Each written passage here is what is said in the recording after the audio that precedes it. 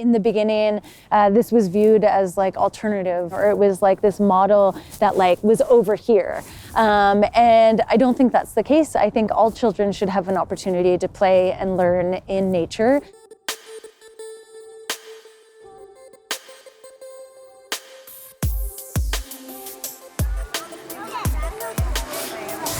Welcome to my office. This is a great office.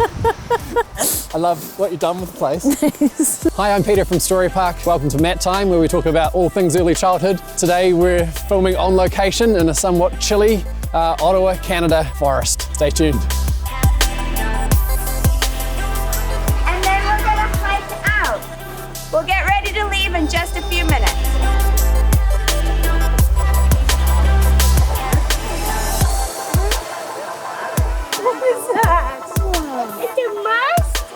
Monster? Yeah. You can walk from sit. You can find a walk.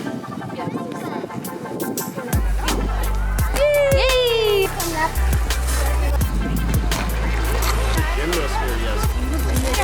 Are you a kid? So welcome to Rocky and Mossy Place.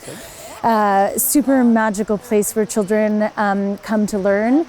Children ranging 2.5 all the way up to about 12 years old. They build little villages. There's all kinds of tree climbing. There's tons of trails. Throughout this land, the children have named several areas. There's the Valley, there's Rocky Red, there's Rocky and Mossy Place 1, where we are right now. There's also Rocky and Mossy Place 2, Rocky and Mossy Place 3. They form these like very intimate relationships with this land through their play.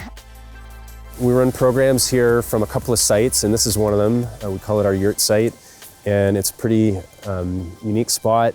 The forest, we have a traditional Mongolian yurt that we'll have a look at, and as you probably noticed, there's a lot of features here to inspire children's play, from some of the undulations to some of the sticks and fallen trees that they find and make things with, from shelters to forts to little nests. So we have many, many different places that we go to on a regular basis.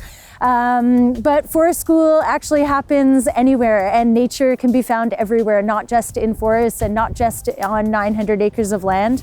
There are forest school programs in Canada and also all over the world that happen in little patches of 5 or 6 trees at the back of the school, or that happen in the tundra up north where there's very little forest. I have visited forest schools in Korea on mountains, and children go to the mountain 1 day a week in their school. The only limitation in terms of children's capacity to learn and to play on the land is the imagination and what they're allowed to do and what is supported by the educator. Let's have a look inside the yurt. So it's a pretty unique dwelling. It's not a permanent structure, and it's really suited our needs well to have something that generally has a low impact on the forest. If we had to move this someday, we could, and here we are.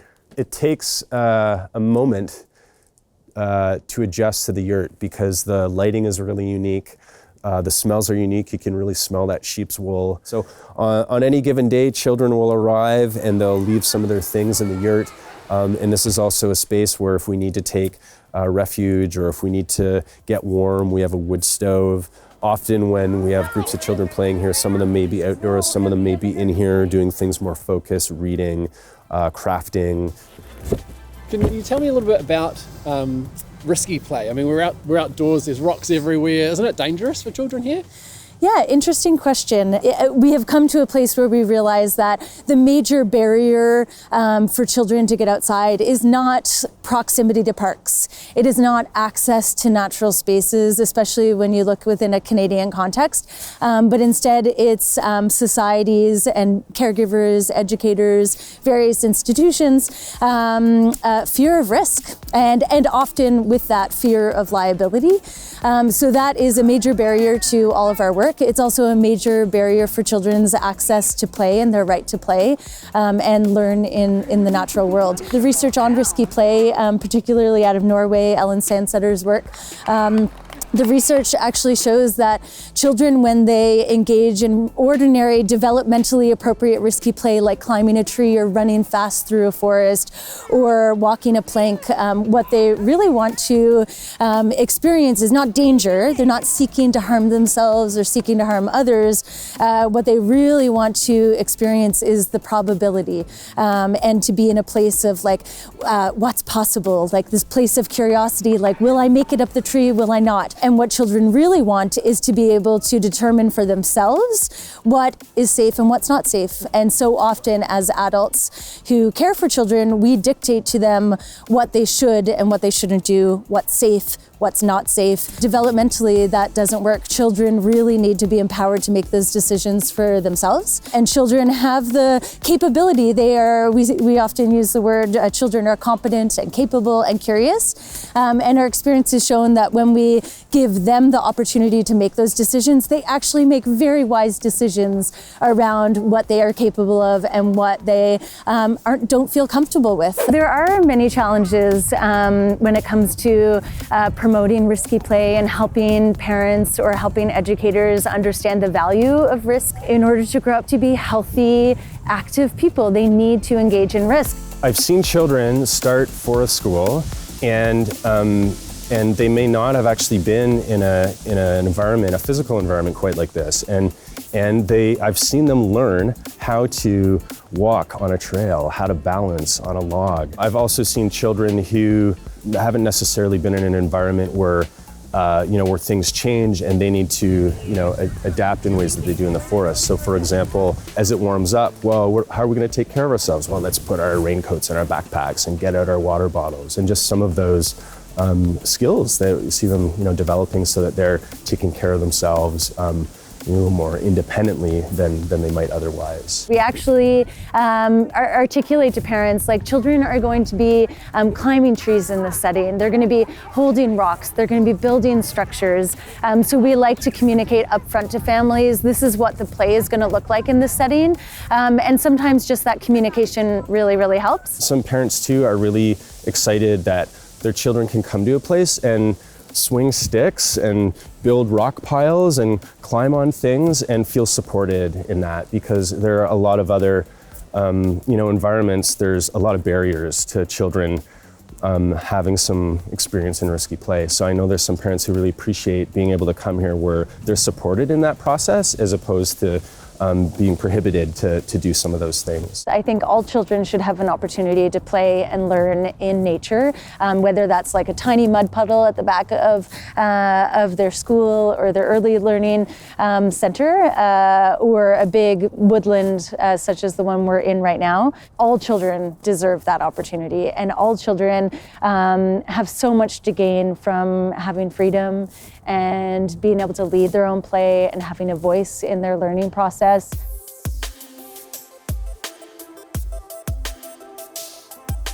Tip number 1, go outside. Just go. You don't have to plan, you don't have to overthink, you don't have to have a structured activity. In fact, it's even better not to have a structured activity or something in mind. Some of the most magical moments I see with caregivers and children outside is like very, very simple, small things, like a parent allowing their child to jump in a puddle instead of saying no. The next tip is trust your child. What that means and what that looks like is when a child wants to climb up a tree, or if they expressed interest in jumping off of a stump, just let them see where that takes them. Tip number 3, and this is an extension of the last tip. If you aren't feeling in your stomach like you're ready to trust your child to take additional risks or to have some freedom outdoors, check in with yourself and maybe ask why, is it reasonable that you're finding it hard to trust your child in that moment? And if at the end of the day you need a little bit of support, then ask for that support and find some friends, some like-minded friends who will support you in that journey. Tip Tip number 4, an extension of that, find some friends. Find some friends to play with. And what that means is like maybe some adults who are really keen to also play with their children outdoors in an unstructured way. Playing outdoors and supporting your child to play outdoors is a lot easier when there's lots of other children around. Many generations ago, there would have been like 10, 20 children out on the street, and children will teach each other. They will teach each other about risk. They will teach each other new games. It'll be a lot more fun for you, and it'll be a lot more fun for your child.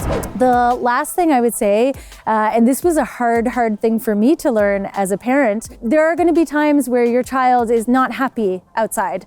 That doesn't mean they don't like nature, and it doesn't mean that you should not take them outside to play or that you shouldn't support this. My own daughter, when she was 1 year old and 2 years old and 3 years old, she would cry all the time when we went outside. She would cry when she was cold and when she's uncomfortable. It's really important for children to be uncomfortable. It's really important for children to feel the cold and to feel the change of seasons. And it's also really important that we keep taking them.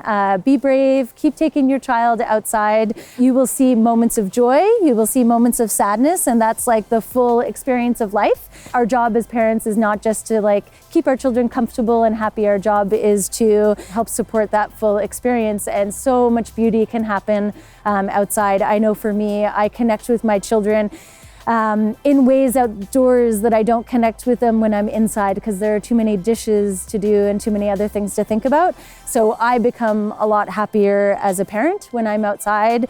I actually enjoy my children a lot more, and I think they enjoy me more too. So have fun and get outside.